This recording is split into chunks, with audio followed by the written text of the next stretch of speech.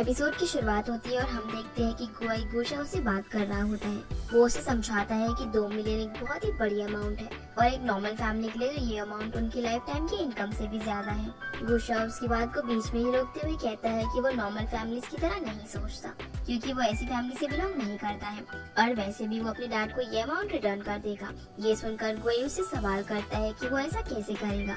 ये कैफे उसने अभी अभी ओपन किया है और तुरंत ही वो मिलियंस कैसे कमा लेगा। जिसके जवाब में गुशाओ कहता है कि उसके पास और भी रास्ते हैं। अब वो मूड को लाइट करने के लिए कहता है कि उसे अभी जियाओ के डैड से मिलने की तैयारी करनी चाहिए, अगर उसे जियाओ से शादी करनी है तो। जिस पर गुई स्माइल करने लगता है और फिर दोनों जियाओ और सेंसन के पास चले जाते हैं। वहाँ जाकर सब लोग गुई का मजाक उड़ाते हुए कहते हैं कि उन्हें डर लग रहा है। अब जब वो जियाओ के डैड से मिलने वाला है तो उसे कुछ तो फील हो रहा होगा। जिस पर गुई हिचकिचाते हुए कहता है कि उसे थोड़ा डर तो लग रहा है। फिर वो सेंसन और जियाओ से पूछता है कि मिस्टर लिन को क्या क्या पसंद है और क्या नहीं। अगर उसे इस बात के बारे में पहले पता होगा तो ये उसके लिए अच्छा होगा। ये सुनकर पहले तो सब लोग हंसते हैं, लेकिन फिर सेंसन कहती है कि वो ये तो नहीं बता सकती कि मिस्टर लिन को क्या पसंद है, लेकिन वो ये जरूर बता सकती है कि वो एक टिपिकल हाई स्कूल टीचर है, इसीलिए एक गलती पर तुम्हें हाई स्कूल के 10 चक्कर लगाने पड़ सकते हैं। ये सुनकर गुई सीरियस हो जाता है और कहता है तो टिपिकल टॉर्चर है। उसे सीरियस देखकर अब सब लोग हंसने लगते हैं। तब जियाओ सबको चुप कराती है और कहती है कि कोई भी उसके बॉयफ्रेंड को परेशान नहीं करेगा। फिर वो उसे तसल्ली देती है कि ऐसा कुछ भी नहीं होगा।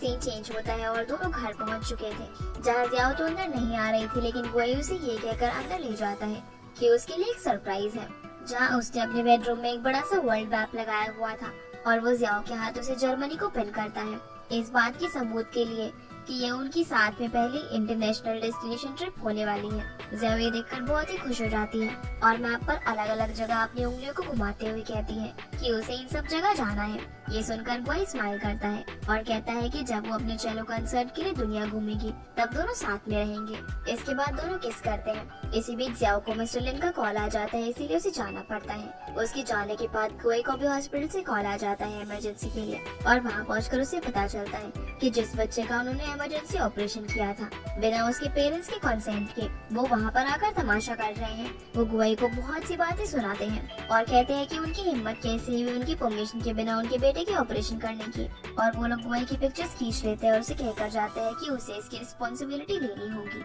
गुई इन सबसे काफी परेशान हो जाता है और उसका डिसीजन उस वक्त के लिए सही तो था, क्योंकि अगर उसने उस वक्त ऐसा नहीं किया होता तो वो बच्चा मर गया होता, लेकिन मेडिकल रूल्स के हिसाब से उसका एक्शन गलत था। तो वो इन बातों से काफी ज्यादा परेशान था कि उसे और किसी चीज के बारे में होश ही नहीं था।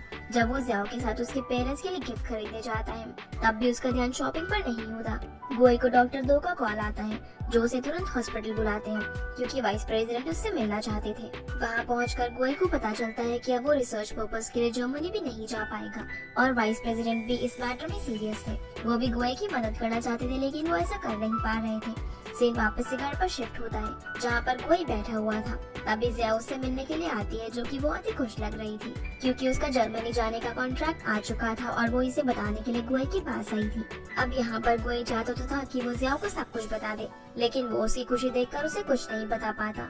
जियाओ फिर उसे कॉन्ट्रैक्ट साइन करने के लिए कहकर चली जाती है और गुई वहाँ पर किसी लाइफलेस बॉडी की तरह खड़ा रह जाता है। वो अपना फोन चेक करता है, जहाँ वो देख पाता है कि उस बच्चे के पेरेंट्स ने उसके बारे में अब नेगेटिव बातें फैलाना शुरू कर दी थी और गुई अब फिर से उसी रास्ते पर आकर खड़ा हो गया था जहाँ वो जियाओ से मिलने से पहले, जब उसके टीचर की डेथ हो गई थी और उसके लिए उसने खुद को जिम्मेदार मान लिया था। सीन चेंज होता है हॉस्पिटल में, जहाँ उस बच्चे के पेरेंट्स गुई को अभी भी बातें सुनाए जा रहे थे और उसे वार्न कर रहे थे कि वो उसे डिस्ट्रॉय कर देंगे। फिर वो लोग ये भी कहते हैं कि वो इसीलिए इतना फ्रीली एक्ट कर पाया क्योंकि वो तो हॉस्पिटल के वाइस प्रेसिडेंट का सन इन लॉ है। और ऐसे ही वो लोग गुई और गाओशी के रिलेशनशिप के बारे में उल्टा सीधा कहने लगते हैं। तभी बहुत टाइम बाद डॉक्टर गाओशी हॉस्पिटल आती है और उस बच्चे के पेरेंट्स को अच्छे से उनकी पोजीशन डिस्क्राइब करती है।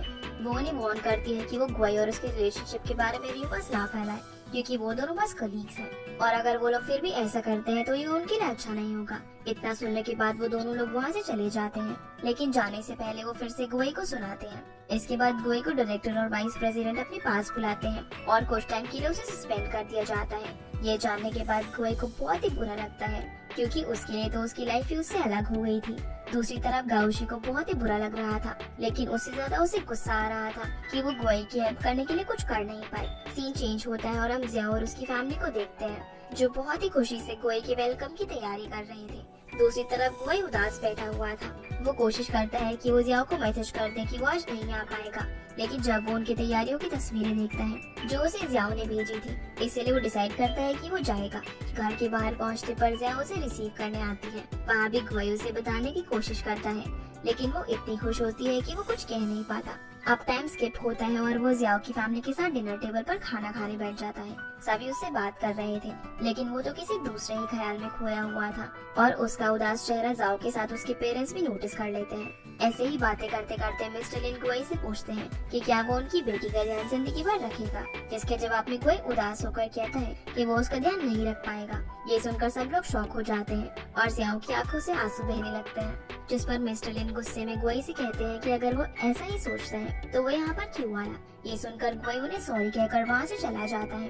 जियाओ उसके पीछे जाती है और उसके दरवाजे पर खड़ी होकर उसे कहती है कि वो जानती है कि वो ऐसा नहीं है, इन सब के पीछे जरूर कोई न कोई रीजन होगा और वो उसे सब कुछ बता सकता है। लेकिन गुई उसे कुछ नहीं बताता, बल्कि वो उससे कहता है कि वो ज्यादा ना सोचे, बस इस वक्त थोड़ा डिस्टेंस चाहता है और कुछ भी नहीं। जियाओ की आंखों से फाइनली आंसू बहने लगते हैं। वो उनसे कहती है कि उसे समझ आ रहा है, शायद उन्हें रियलाइज हो गया है कि वो उनके लिए सुटेबल नहीं है, और वो उसे ये कहकर वहाँ से चली जाती है कि वो उसे उसका टाइम खराब करने के लिए माफ कर दे। गुई उसे बस जाते हुए देखता ही रह जाता है और फिर उसकी आंखों से भी आंसू निकलने लगते हैं। वापस घर में जाने पर मिस्टर लिन जियाओ को गुई से ब्रेकअप करने के लिए कहते हैं, लेकिन जियाओ बस इतना कहती है कि इन सब के पीछे जरूर कोई वजह है और गुई ऐसा नहीं है, और रोते हुए वहाँ से चली जाती है। मिस्टर लिन को गुई पर बहुत ही गुस्सा आ रहा था, क्योंकि उसकी वजह से उसकी बेटी इतना रो रही थी। मिसेस लिन उन्हें शांत कराती है, क्योंकि उनकी हेल्थ के लिए ये बिल्कुल भी अच्छा नहीं था, और हम मिस्टर लिन को कुछ परेशान भी देख पाते हैं उनकी हेल्थ की वजह से। ऑल्दो मिस्टर और मिसेस लिन गुई पर गुस्सा थे, लेकिन कहीं न कहीं उन्हें भी लग रहा था जैसे कि गुई के ऐसा करने के पीछे कोई वजह रही हो। वहीं डॉक्टर गुई घर से डॉक्टर 2 को कॉल करके कहता है कि वो उनका सारा सामान पैक कर रखे, वो उसे लेने आ रहा है। अब जब वो अपने घर की ओर देखता है तो उसे अपने घर का हर कोना जियाओ की याद दिला रहा था। फिर वो हॉस्पिटल पहुंच जाता है और डॉक्टर 2 से सारा सामान बाहर मंगवाता है, जहाँ डॉक्टर 2 परेशान होकर उसे पूछते हैं कि क्या वो सब कुछ छोड़कर जा रहे हैं, लेकिन गुई उसकी इस बात का सीधा जवाब नहीं देता और बस इतना कहता है कि वो कुछ टाइम के लिए बाहर जा रहा है अपना माइंड फ्रेश करने के लिए। मगर वो हॉस्पिटल को ऐसे देखता है जैसे कि वो उसे आखिरी बार देख रहा हो। डॉक्टर 2 उसे हौसला देते हुए कहते हैं कि वो डॉक्टर गाउशी और बाकी सभी स्टाफ कोशिश कर रहे हैं कि उसे सही प्रूव किया जा सके, क्योंकि वो सभी जानते हैं कि डॉक्टर गुई गलत नहीं थे। ये सुनकर गुई स्माइल करता है और फिर चला जाता है। दूसरी तरफ गुशाओ परेशान था, क्योंकि उसने पैसे कमाने के लिए अपना कैफे मॉर्गेज पर रख दिया था और अब वो हार चुका था। वो अपने डैड के पास जाकर उनसे कहता है कि वो उनका दिया हुआ अमाउंट रिटर्न नहीं कर पाएगा, इसलिए अब वो जैसा कहेंगे वो वैसा ही करेगा। जो सुनकर पहले तो उसके डैड शॉक हो जाते हैं, लेकिन फिर उसे अगले दिन बिजनेस ट्रिप पर जाने के लिए तैयार होने को कहते हैं, जिसके लिए गुशाओ मान जाता है और उनसे एक रिक्वेस्ट करता है कि वो सेंसर को एक अच्छी जॉब दिला दे, क्योंकि वो एक बहुत ही अच्छी और काबिल लड़की है, और अगर उसने उसे इस कैफे में नहीं लगाया होता तो वो आज कहीं और कुछ अच्छा कर रही होती। और इसी के साथ हम सैमसन के कई फ्लैशबैक्स देखते हैं, जिसमें वो कैफे को बहुत ही अच्छे से हैंडल कर रही थी। इस बात के लिए उसके डैड भी मान जाते हैं। अगली सुबह गुशाओ सैमसन को बस सॉरी का मैसेज करता है, फिर अपनी बिजनेस ट्रिप के लिए निकल जाता है। वहीं जब सैमसन उसे कॉल करती है तो उसका फोन बंद था। ये देखकर सैमसन सोचती है कि शायद गुशाओ ने उसे किसी और लड़की के लिए छोड़ दिया है, इसीलिए सैमसन अपसेट होकर अपने कैफे में ड्रिंक कर रही थी। दूसरी तरफ जियाओ अपने रूम से बाहर ही नहीं निकल रही थी। उसकी मॉम उसे खाना खाने के लिए बुलाती है, लेकिन वो मना कर देती है और उसके पेरेंट्स सिर्फ उसके बाहर आने का ही वेट कर रहे थे। अब काफी कोशिश करने के बाद मिस्टर लिन मिसेस लिन को ये कहकर ले जाते हैं कि शायद उसे थोड़ा और वक्त चाहिए और अभी थोड़ी देर उसे अकेले रहने देना चाहिए। अगली सुबह जब जियाओ उठती है तो वो तैयार होकर गुई के दरवाजे को नॉक करती है, पर जब वो वहाँ पर होता हो तभी तो दरवाजे को खोल पाता, इसीलिए वो वहाँ पर फ्रस्ट्रेट होकर रोने लगती है। तभी उसकी मॉम पीछे से आ जाती है, जो उसे बड़े प्यार से पूछती है कि वो उठ गई तो वो उसके लिए कुछ अच्छा बना देंगी। उसने बहुत देर से कुछ भी नहीं खाया है, पर जियाओ उन्हें मना कर देती है और कहती है कि वो उनके साथ बाहर चलकर खाना चाहती है, और उसकी मॉम तुरंत मान जाती है। फिर वो दोनों उसी रेस्टोरेंट में जाते हैं जहाँ पर एक बार जियाओ और गुई ब्रेकफास्ट के लिए गए थे। अब जियाओ यहाँ पर ऐसा प्रिटेंड करती है कि वो बहुत ही खुश हो, लेकिन उसकी मॉम को सब कुछ समझ आ रहा था और मिसेस लिन खुद को बहुत ही हेल्पलेस महसूस कर रही थी, क्योंकि उनकी बेटी इतनी अपसेट है और वो उसके लिए कुछ नहीं कर पा रही। दूसरी तरफ हॉस्पिटल में इन्वेस्टिगेशन टीम आने वाली थी, लेकिन गुई का कुछ भी अता पता नहीं था। गाउशी, वाइस प्रेसिडेंट सबने ट्राई कर लिया था, लेकिन गुई से कोई भी कांटेक्ट नहीं हो पा रहा था। वहीं हम देखते हैं कि गुई उसी विलेज में है जहाँ पर जियाओ के साथ वो वेकेशन के लिए गया था। हॉस्पिटल में डॉक्टर दो वाइस प्रेसिडेंट को बताते हैं कि डॉक्टर गुआई ने उनसे झूठ कहा कि वो छुट्टी के लिए जा रहे हैं, जिसके बाद वाइस प्रेसिडेंट डॉक्टर दो को हाफ डे देकर गुआई को ढूंढने के लिए भेजते हैं, जिसके साथ गाउशी भी जाती है और वाइस प्रेसिडेंट को इन्वेस्टिगेशन टीम को संभालने के काम में लग जाते हैं। सीन इन्वेस्टिगेशन रूम में शिफ्ट होता है, जहाँ पर उस बच्चे के पेरेंट्स अब और भी ज्यादा गुस्सा थे कि डॉक्टर गुआई अब गायब है और वो उन्हें बुरा भला कहने लगते हैं। फाइनली डॉक्टर यान यहाँ उन्हें कहते हैं कि वो लोग अब कुछ ज्यादा ही कह रहे हैं और अगर उन्हें अपने बच्चे की इतनी टेंशन थी तो वो लोग टाइम पर क्यों नहीं आए। अगर गुआई ने उस वक्त बच्चे को ट्रीट नहीं किया होता तो वो लोग यहाँ पर बैठकर आज अपने बच्चे के बारे में बात नहीं कर रहे होते। इस हॉस्पिटल के सभी डॉक्टर्स बहुत ही काबिल हैं और खास करके गुआई, वो अपने काम को बहुत ही सीरियसली लेता है, इसीलिए उसे काम करने दिया जाता है, बल्कि इसलिए नहीं कि वो वाइस प्रेसिडेंट का कुछ लगता है और अगर उन्हें डॉक्टर्स पर भरोसा नहीं है तो वो आगे से कुछ होने पर हॉस्पिटल को विजिट ना करे। ये सुनकर वो लोग डॉक्टर यान से कहते हैं कि क्या वो गुआई को डिफेंड कर रहा है, जिस पर डॉक्टर यान ना में जवाब देता है।